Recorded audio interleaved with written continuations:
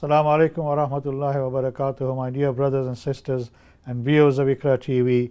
Welcome back to Real Talk.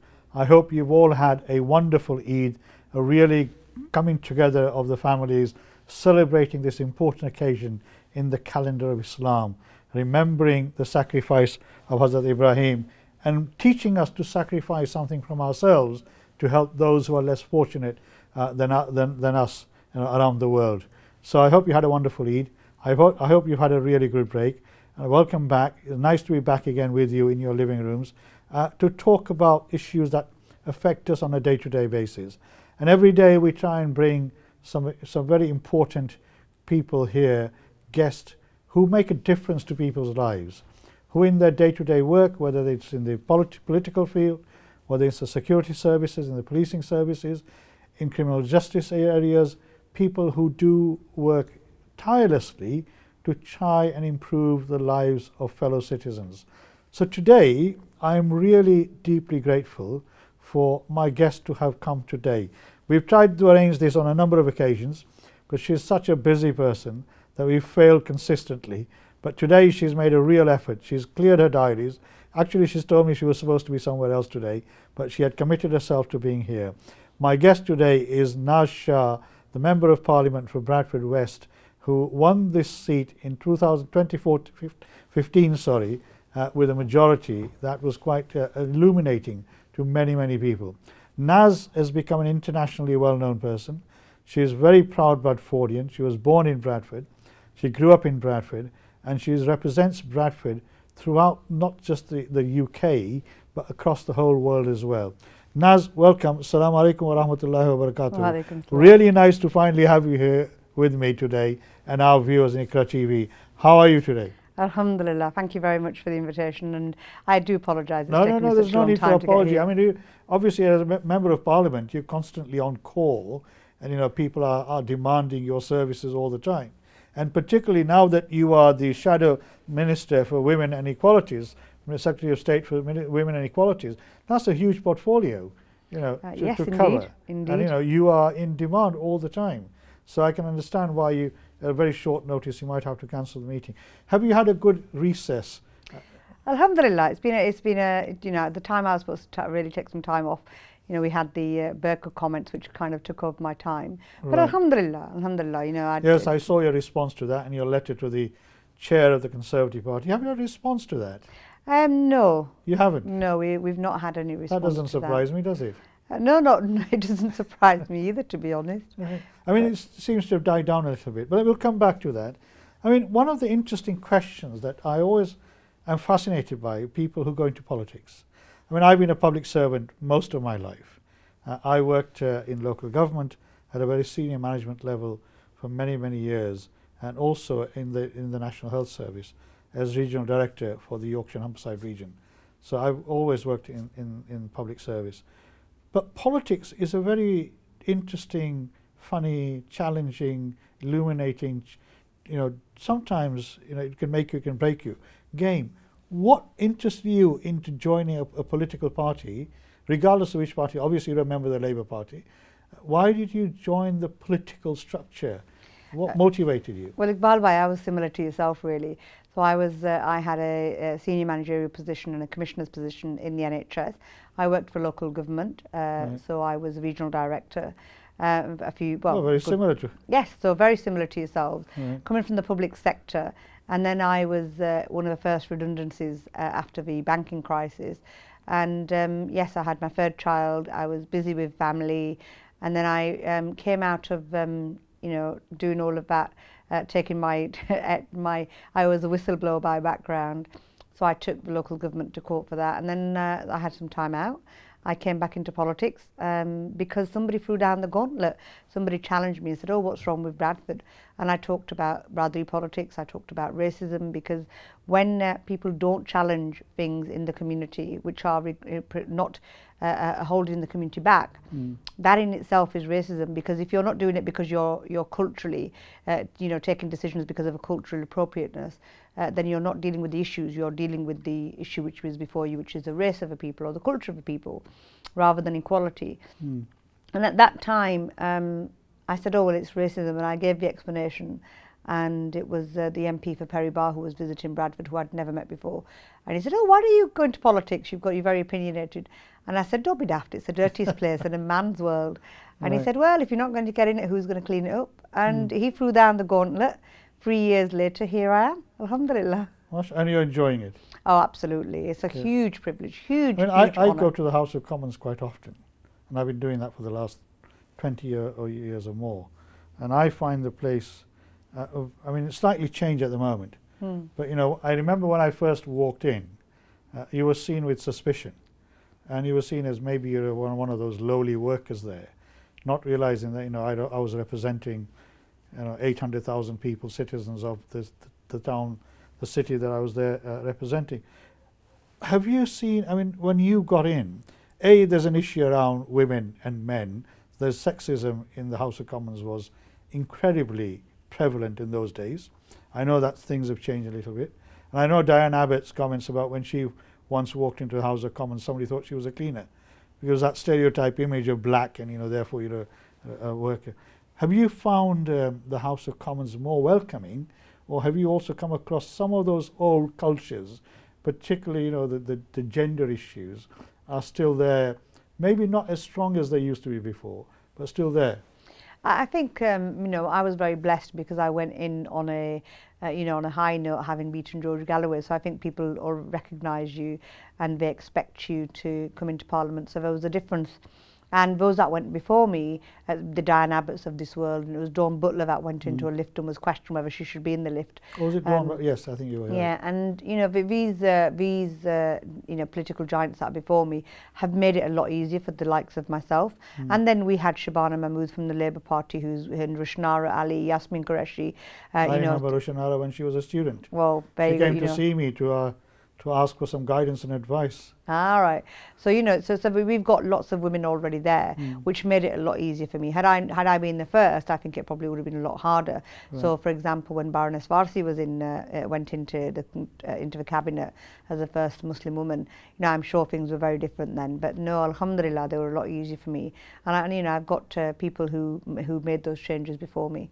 It's still not equal. Of course it isn't. We haven't got equal representation. We've still not got equality. But is the culture change as well? That, you know, from the days of Dawn Butler and Diane Abbott and others, do you think the culture's changed in the Commons? I mean, would even argue the staff in the canteen used to look at you differently.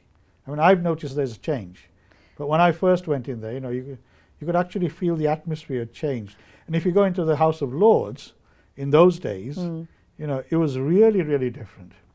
You know, there's this Mem Saab, you know, the old traditional colonial Asian sort of mentality there. And, you know, it was really fascinating how people still thought of, you know, where their status was compared to us. Okay, so Parliament's still very fascinating. The House of Lords is still very fascinating. You know, I describe it now and again as Hogwarts. It's very old. It's very, you know, but some of those traditions are very, very old. But it's very, the Speaker is certainly, so John Berco's certainly making some changes in terms of modernising the building. You know, for example, we don't have the wigs in, you know, before John Berco anymore during a debate. People don't have to wear the wigs anymore. So there's little things that are changing, small things, tiny things, and you do notice it. There is a change in atmosphere. I certainly haven't experienced. So it's modernising itself? Yes. I mean, I've experienced issues around equality, but would I say that the House of Parliament, I think that's the issue of a wider societal issue of accepting women, of recognising race, recognising gender, recognising religion, because we do have people who are treated differently, but not necessarily. So as a Muslim woman, I mean, obviously we're now going through this period where Islamophobia has, you know, really mushroomed, unfortunately. We've seen a spike in Islamophobia. You're a very proud Muslim woman. Absolutely. You don't shout from the rooftop telling everybody you're a proud Muslim. I mean, do you see that, you know, any attitudinal changes around that when you say you're a Muslim? I mean, obviously your colleagues know you're a Muslim by now, all 650 or whatever they are at the moment. But, I mean, there are some people in the Commons that we know of who have a very different view about Muslims. And how do you confront those people? Well, you confront them by using the system and using the processes, like we did with Boris Johnson comments, like we did. So I was the person who raised the point of order against Bob Blackman for hosting Tap and Gosh, the anti-Muslim extremist.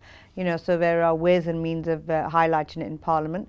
whether that's through the select committee of which I used to be a member, whether that's through my ministerial position now in the shadow cabinet, or whether that's through writing open letters like I'd often do, find myself writing to the Home Secretary, Right. or others, or the Prime Minister indeed. I mean, I first met you at the Joe Cox tribute event. Yes. The day after Joe Cox unfortunately was murdered, I had organised this event where I thought we might get about, I don't know, 100 people there. And then, as you saw on the evening, there was about 2,000 people. The police had to close the road. And the majority, 90% of the people who were there were Muslims. And a lot of them were young women.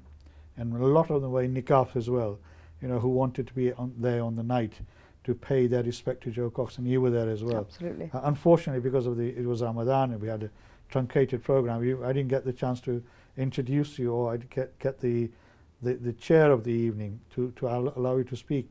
But did you know Jo? Did you get to know her well? I knew Jo. Jo was an amazing woman. I mean, her stories have come out lots. You know, since her murder, since she was killed. The truth is, before Jo became, you know, the national, the icon and the legend that she is and rightfully is, there was, I remember really, I sat with the chief superintendent at the time in Bradford, who's retired since, and we had this conversation. He said, so go on, let's have a conversation. Who is it about the high flyers out of this cohort of yours? And I said, well, in the top 5, I'd definitely put, you know, Joe Cox's name was definitely on. It was absolutely up there. Yes. You know, it was up there in shining stars. You know, within her first year to have 2 urgent questions, her passion for Syrian refugees, her passion around inequalities was absolutely, you know, it was absolutely phenomenal. She was an amazing Well, woman. I mean, I remember Jo came to see me when she was first nominated by the constituency party. And she said to me, Iqbal, you're the first Asian person I'm visiting in this town. I need your help in my election. And I thought, like all politicians, forgive me, I'm generalizing. I said, like many politicians, she's just telling me that to make me feel good. But then after her death, the people she stayed with, whose house she was living in, I mean, she came from London. She won the seat, the election, the nomination. And she was sleeping on this young couple, well, not young couple, middle-aged couple, on their floor the first few weeks during the campaign. And they told me, this is Iqbal, what she told you was true. I was the first Asian person she came to visit to say, I'm the candidate, I'm going to be standing, and I need your help. And I said, okay, fine. And I worked very closely with her. And that's why on the night, I'm not sure whether you remember, I made some comments about her. Yeah. Nearly brought me to tears. I mean, she was a wonderful person, as you say. But coming back to you, I mean, obviously you said, you know, you came from a public background, you had, you know, social justice as the heart of your life. You wanted to make sure that, you know, any injustices were challenged, particularly racism and sexism. What made you join the Labour Party? I mean, I'm not questioning you why. Yeah. What made you join it? Well, what was the motivation? it's the only party that sits with me. Right. You know, it's about fairness, equality and justice, and frankly speaking, the Tory party doesn't, I don't feel that the Tory party represents me. It represents equality, it represents fairness, it represents justice. I just don't feel, you know, as I've gone into politics and mainstream politics, it's more and more evident of where that party is at. It's not for the working person, it's not for the labourer, it's not for people like me. So I fit naturally into the Labour Party. Yeah, I mean, you know, I can understand why you joined the Labour Party, as you say. I mean, there's the distinction between the working person and the middle income families is being blurred at the moment, isn't there? This notion of aspiration, everybody's aspiring to become, you know, slightly better than they are at the moment, and therefore there's no such thing as a working man or woman anymore. Do you see that as an issue which is still confronting our communities? Because the Conservative Party and other parties are saying, you know, we need to move away from the working man or the working woman, the working class system, to this middle of the road people. And that's why, you know, the Brexit, for example, is one example that they're showing that there's no such thing as a working class anymore. I mean, do you see that as something that is challenging for the Labour Party in particular? I think it goes beyond working class now. I think the Conservative Party and their austerity policy has actually created a poverty class. I think it's created in-work poverty. I think class is very, very important. When you have got policies which absolutely rewards those at the top end of a tree, who have got the brightest, pickings of everything they choose because they've worked, and yes, rightfully so, they've worked hard, they've earned that space. But then, when you have done that, we pay back to society, we give back to those that are less fortunate. You can't. So for me, I absolutely disagree with the notion of the Tory parties. I think that's just a really, really blanket cover to cover the failure of their austerity and their economic policy. That's what that's about. That's not, for me, that isn't about, this is whether we don't have a class system. If anything, we've got more division now. We have people, Iqbal, who are working but do not have a place to stay, who will sleep on the streets, stay somewhere and then go and carry out their work, but they just need somewhere to stay. When we are the 6th or 8th richest nation in the world and we have that is a shame. It's an absolute travesty for the people of Great Britain, that this government is absolutely failing. So no, I don't necessarily agree with that. The lines are getting blurred. I think the lines are even clearer than they ever have been. Right. The rich are getting richer and the poor are getting poorer. Well, we've seen the divide. Obviously, the gap is widening rather than narrowing. But do the people at that rung of the ladder see themselves as different, and therefore they need to challenge? Well, one of the things, this notion around Brexit is that the people on the working class, and as you say, the poverty class, maybe that's been now developed, and we know that there's huge social deprivation. Absolutely. Not just within the Asian community, but also within white communities as well. If you go out of Bradford, if you go to North Yorkshire, for example, there are pockets of deprivation in purely white communities where some of the issues you've just mentioned about people in work but not being able to make ends meet, etc., are confronting them, and they see the notion of this upper class, lower class, middle class, etc. So something that they want to blur and move up. But coming back, have you seen the changes the austerity has brought to the people of Bradford, where the constituency you represent, which is it mainly Muslim? No. So I have the largest Muslim constituency in the UK. Right. So I have 51%. Yes, I didn't realise that. Yes, I do. Right. So I do have a large Muslim, according to the last census. But I also have a very, very vibrant mixed community in my constituency, hugely blessed community, hugely diverse. In terms of, I'm really, really blessed to be able to represent them. What we do have, though, and what we have seen in Bradford West is very similar to across the country. Poverty doesn't see class, it doesn't see race, it doesn't see any of that. None of that matters to poverty. Poverty is poverty. It cuts across all races. It cuts across all religions. It doesn't have a religion or a race.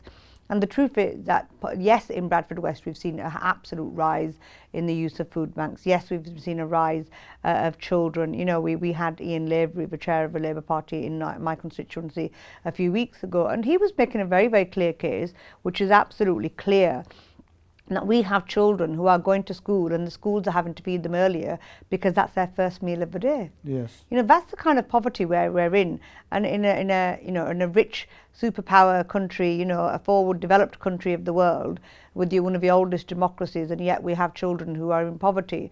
It's absolutely disgraceful. We've never had so many children in poverty since we have this government.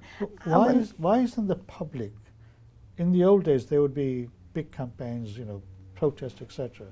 Why is the public subservient and as if they've been tranquilized into not challenging that to a certain extent? I don't think the population is subservient. I think, if anything, there's more of a movement now than there ever has been. I really, really do feel that people are much more engaged with politics, and the reason is that disengaged as in politics is so far away from them. But actually, if you look at people who are coming out to vote, people who are, if you look at what happened with with our last election, the expectation, according to the polls and according to those that seem to be in the know, was that we'd have a massive, massive loss. But actually we didn't. And I think that is indicative of people saying we've had enough. Absolutely. Do you think that surge is absolutely continuing? That surge is still going to be maintained, is it? Absolutely. You did a phenomenal thing.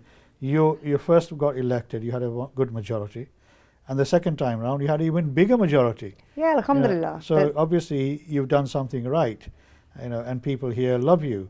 So that, they endorsed you by having a bigger majority. But I mean, obviously, yes, Jeremy Corbyn proved everybody wrong. He managed to touch young people in particular, and those young people came out and voted, in their droves. Absolutely. And I'm just wondering whether that momentum, so maybe that is the wrong term to use in the circumstances, but that surge, as you say, that developed at that moment in time, is that likely to continue? I feel it will continue. I really wish we have a snap general election tomorrow, Right. because I want a Labour government. I'm absolutely hungry for a Labour government to come in for the sake of my constituency, for the sake of people across the Great Britain. We need a Labour government. The truth is, Iqbal, we cannot continue as we are. We cannot be putting more people in poverty. We cannot. How do you answer the critics from the past who say, if you bring a Labour government in, we'll end up the way we did last time, with somebody leaving a note in the Treasury to say there's nothing left in the bank? Actually, that's one of those spin doctor lines that we've had very, very, but one of the things I have to give to the Tories, they do really, really good spin, to actually say that Labour were responsible for the banking crisis, or even suggest that. I mean, apparently one of the junior ministers left a note on the desk of the Secretary of the Chancellor's desk to say, thank you, there's nothing left in the kitty. What I do know is after the last Labour government, our public sector was in a much better position than what we inherited it as. That I do know. And people have voted. People voted for a coalition at the time. They voted for a Tory government at the time, and that is dwindling. People can see really, really well what has happened with austerity, where it's impacted. The rise of zero-hour contracts, the rise of no stability in work, the rise of children in poverty, the rise of in-work poverty, all of this, the rise of, the loss of houses, the loss of income for people, all of these things that this government has implemented. And taking your point, Iqbal, about the working class, white working class, the biggest failure has been white working class boys in terms of education. We have absolutely failed a generation with this austerity policy. The Tories have absolutely failed a whole generation, and we need that generation back. We need to give hope, literally, for the many, and that includes those that the Tory party has left behind. Well, I mean, that's fine, and I agree with you. We need to do something to give hope to these young people, young men and women. But where are these jobs going to come from? I mean, with Brexit around the corner, possibly. I mean, some of the big industries are saying we're not going to invest as much as we wanted to invest in the past. Now, if Brexit happens and some of these industries do not invest in the UK, where are these new jobs going to be coming from? Well, we need to be targeting. We need to be building brand Britain. We need to be bringing back the industries and if we look at the steel industry, Jeremy's made it really, really clear. The Labour Party policy is really clear. We want to absolutely reignite the industries that we have in our country and make the best of British and have the British brand back up there, including the steel industry, including renationalising the rail.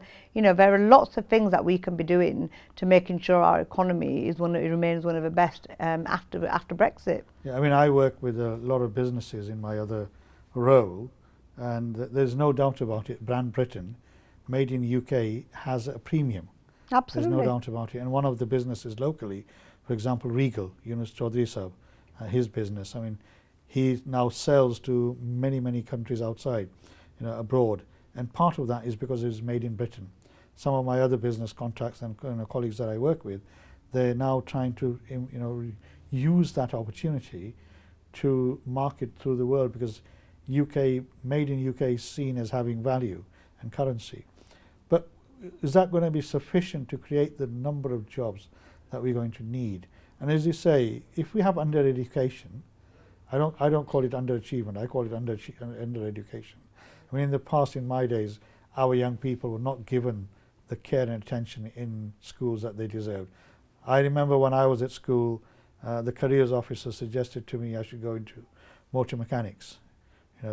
Those stereotyping Asian people, African Caribbean people, etc. This is an area that fascinates me as well. But obviously we'll come back to that. The issue about the Labour Party is that, has the Labour Party still got the credibility that Jeremy Corbyn managed to get at the last general election. Not sufficiently enough to form a government, but the momentum was there. He was really close to it. We're now going to go to a break. We're going to go for a short break. Friends, I hope so far you found this discussion very useful and interesting. Naz, I'm sure, has got many more pearls of wisdom to share with us. So don't go away. Make yourself a cup of tea, coffee, whatever it is, sharbat. Come back to us. Jazakallah. Assalamu alaikum wa rahmatullahi wa barakatuh.